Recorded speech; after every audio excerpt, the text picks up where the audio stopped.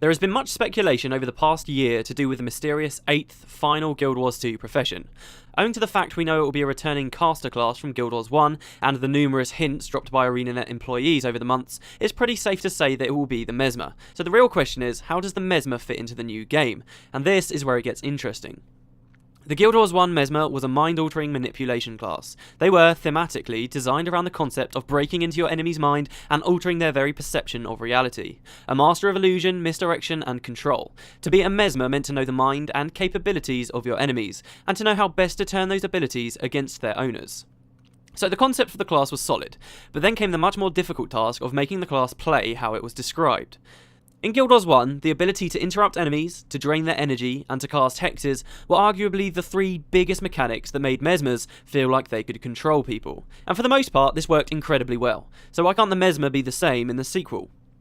For sure, it won't be hard for the Mesmer to thematically fit into Guild Wars 2. There's certainly space for such a profession. But in gameplay terms, it proves far more difficult to bring the Mesmer to Guild Wars 2. In the original game, Hexes were debuffs that lasted a period of time and had varying effects. So for example, a Mesmer Hex backfire would cause an enemy to take significant damage if they cast any spells while affected by it. Much of the Mesmer's arsenal was made up of hexes like this one. All of them were designed to put pressure on opponents and manipulate them in various ways. In Guild Wars 2, however, there's no such thing as a hex. Rather than having hundreds of unique debuffs for players to learn about, Guild Wars 2 has a small selection of debuffs known as conditions. This makes the game far easier to pick up and play, but few, if any, conditions seem to fill the same niche Mesmer hexes did. Replacing these lost skills or making the old hexes work in the new game environment that uses conditions will be a big challenge. Interrupts in Guild Wars 1 were a core aspect of Mesmer gameplay.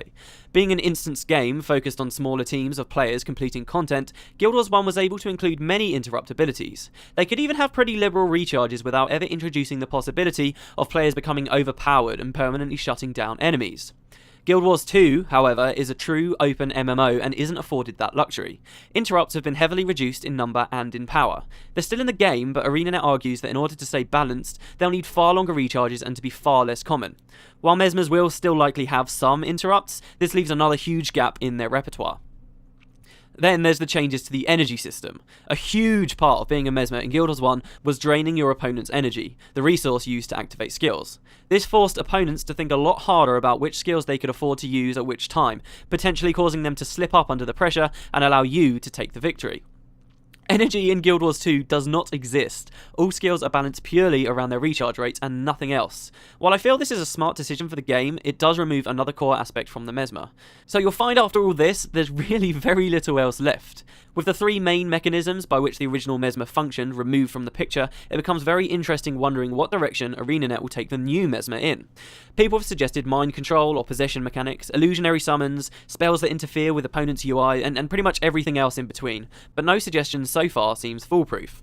The cherry on this delicious mystery cake is found in the skills Arenanet have given the other 7 already announced professions. It's been established that in Guild Wars 2 each profession will feel unique and there will be very little overlap between the classes. So when the engineer is given a skill that looks uncannily like backfire, or it's given a skill that allows them to use other professions' elites, or when the necromancer is revealed to be efficient in applying conditions and debuffs like fear, it's really easy to wonder what is actually left for the Mesmer. In the end, it's become harder and harder to predict how the Mesmer will work as time has gone on. So the question remains, when so much has changed between Guild Wars 1 and Guild Wars 2, how exactly does the Mesmer fit in?